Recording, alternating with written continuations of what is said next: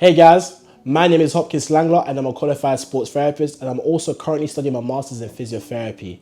Now, welcome back to another video, and for today's video, we're going to be talking about the difference between sports therapy and physiotherapy.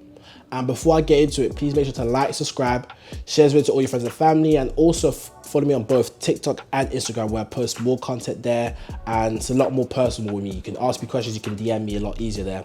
All right, let's get into the video. Now, what is sports therapy, what is physiotherapy, and what's the difference? I get asked this question quite a lot, especially from college students trying to figure out what they want to do. And I was once there. I was completely confused, clueless, and I didn't really know the difference at the time, and it led to me doing sports therapy, which I didn't mind, I loved, but I wish I kind of knew the difference and the path it leads you to.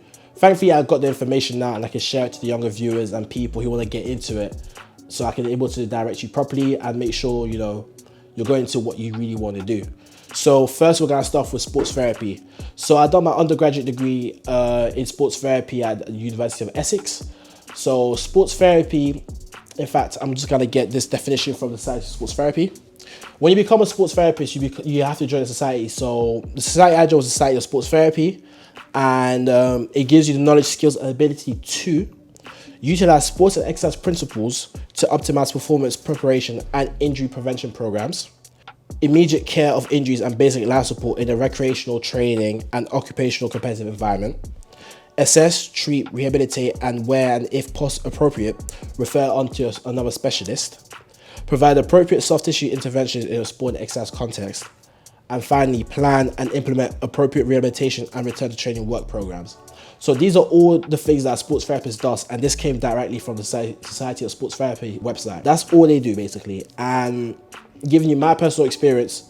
So when you study sports therapy, you learn the musculoskeletal aspect of physiotherapy. So physiotherapy consists of musculoskeletal, which is muscles and bones, neurology, so it's where you learn about the nerves, the brain.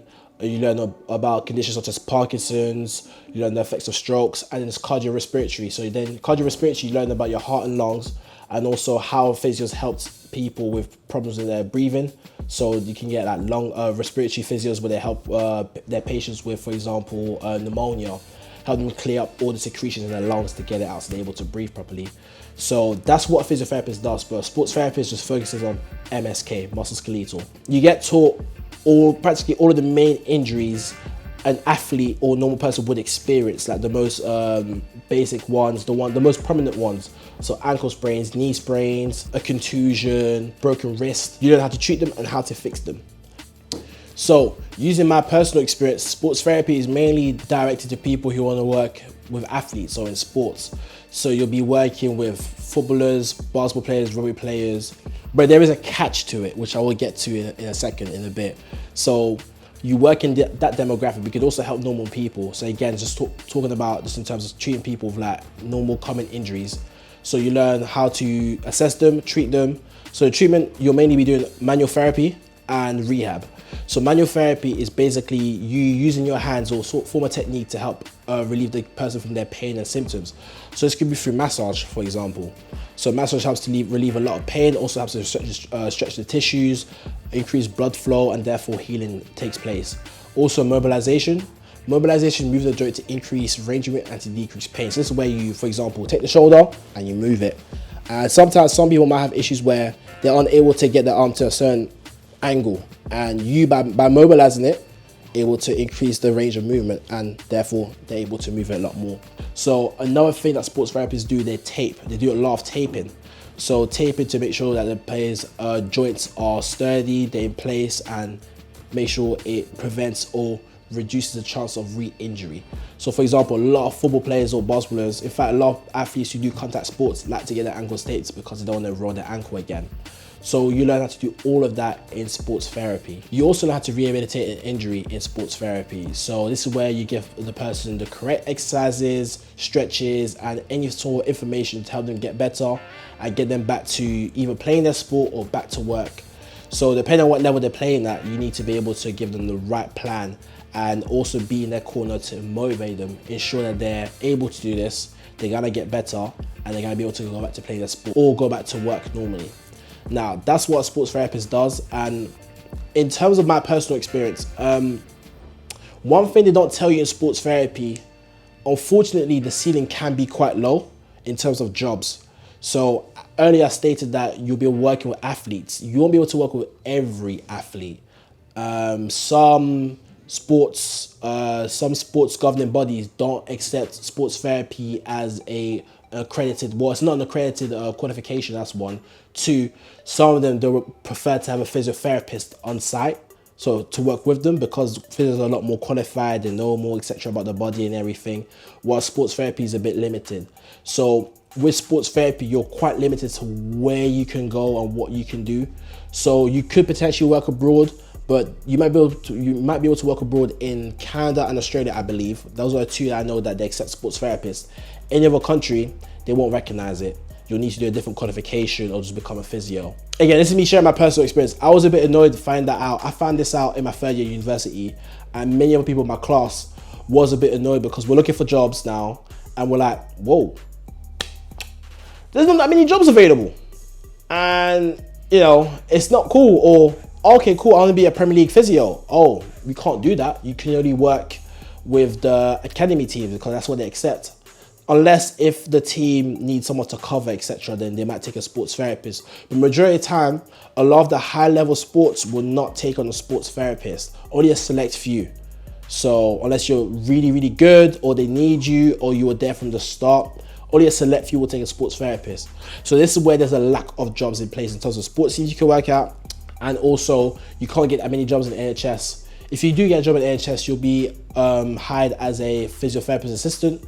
I don't think any NHS jobs hire sports therapists. There might be a few. Again, I'm not too sure. I'll have a double check on that. But that's about it. So that's the main issue with sports therapy, that there's not that many jobs available. And which sucks, to be honest, because I think it's a brilliant course. I learned so much from it. I met amazing people. I studied it abroad in Canada.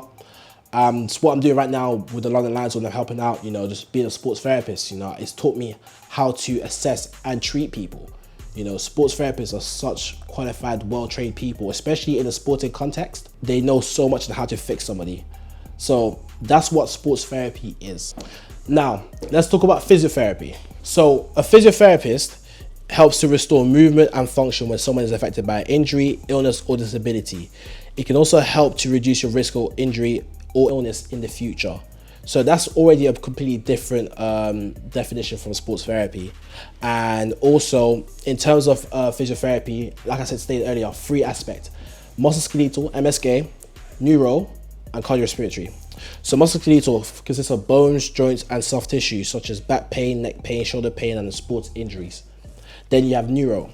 With neuro, brain or nervous system such as movement problems resulting from a stroke, multiple sclerosis, or Parkinson's disease. And finally, we have cardiorespiratory. So this is the heart and circulation.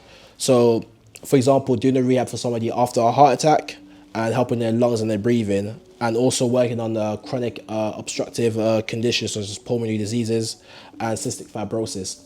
All of this came from the NHS website, so I'm just going to link it below. So that's what a physio is. It focuses a lot more on the health aspect of it, the whole body, not just your muscles and bones. We're looking at your brain, we're looking at your heart, your lungs, we're looking at how everything works. So make sure we're understanding, for example, do you have any illnesses arising from it? For example, physios will be able to detect if you have any current illnesses that could potentially arise due to the knowledge of the body. Currently, right now, as I am studying my master's in physiotherapy, I am seeing a difference in terms of how much more physios are learning about the body, and it's pretty amazing, which I love. Again, I love both of the degrees. They're such great courses. So again, using my personal experience, right now I am studying my master's in physiotherapy, and I'm learning all about all of these stuff, and I find it so amazing because it's made me a better therapist overall. I'm able to recognize more conditions, more pathologies, and even when I'm on the street, I might recognize somebody with a certain condition which I didn't know before. And the benefit of physiotherapy is that you practically don't even have a ceiling. You can work anywhere around the world. Tons of jobs available. There's always, physios are always required in the NHS. And even for sports teams, you know, if you've got the right experience and the right skills, they'll take you. You're a physiotherapist, you're qualified, accredited physiotherapist, you know, so there's no limit for that and there's no drawback. So that's basically what physiotherapy is. Now, in terms of experience, I'll talk about the placements in both. In sports therapy, your placement takes place either at a sports team or at a clinic. So as a sports team, you will you'll do the pitch side stuff, you'll do training, post-training, so pre-training basically, so during training time, you'll make sure that they're taped up, they're treated, they've got their massage. You're also going to be screening for any potential injuries. So pitch side, then you'll be just watching to see if any injuries happen, and if any injuries happen, you need to assess it, sort it out. Can they still play? Do you need to take them off? You get given that decision. So that's why you need to be confident in what you do. So that's what a sports therapy placement looks like. I don't mind with the London Lions and also a rugby team called Beckenham. So I was able to get all of that experience. In the NHS, your placement takes place in hospitals, in community departments. So you might be in ITU, ICU, for example, with the cardiorespiratory ward. You might be in the neurological ward or neurological department in the community. So if you're in a hospital, that's where typical hospital staff, it'll be a lot more acute. Community, this is where you might go to people's houses, or people might come to the center to see you, basically. So that's where there's a difference in terms of placement. Now, there are a few drawbacks to physiotherapy. One, so manual therapy is a personal preference. Some physios use manual therapy, they'll vouch for it. Other physios will tell you it doesn't work, it's useless, don't worry about it. Because a lot of evidence show that it doesn't work, but there's a few evidence that also show that it works. So ultimately, it depends on what demographic you work in and what you're comfortable in. So you do your own research, you try it out, and you see the results from it. If it works for you, keep going. If it doesn't work for you, just leave it. So that's one of the drawbacks, because a lot, especially in the NHS, they don't really, there's not a big emphasis on giving massages, doing some mobilizations. They focus more on like giving the exercise and stuff and everything. While in sports therapy, there's a big emphasis on it. But that's because of the demographic that we work in sports therapy, working with athletes. Athletes need to get massages on a weekly basis. They're training 5 times a week, depending on what level you work at, if it's professional. They need the mobilization. And then also, another drawback is that they don't really teach you how to tape thoroughly. They'll teach you how to tape, they'll give you like one lesson on it, on taping. That's what we had in my uni, one lesson on taping. It wasn't very thorough. So you'll need to pick up another qualification to improve your taping skills, basically. While in sports therapy, you know, we spent quite a lot of time on it. And then when you get placement, in your placement, you will need to tape somebody's ankle, because depending on what sport you work at, they're gonna get injured in the ankle, wrist, wherever. There's a lot more emphasis on manual therapy and these sort of skills that you need to help with the athletes. So another thing is that there's not a big emphasis on the athlete demographic in physiotherapy. Again, that's because physiotherapy is mainly dedicated, they want to train you to work in the NHS. They want you to help the NHS, basically. So there's not a big emphasis on that. So you need to get more experience to work with a sporting team.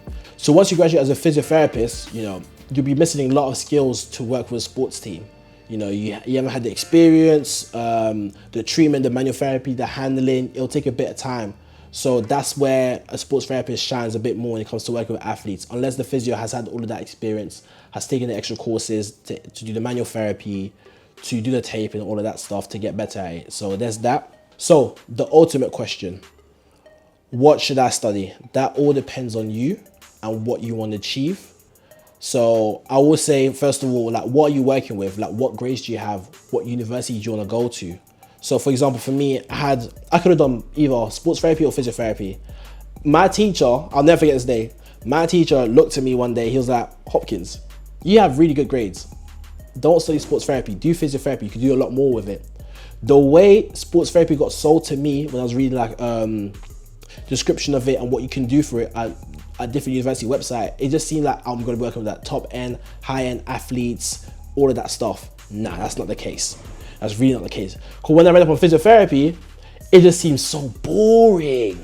Like, it just wasn't moving, fast paced, nothing like that.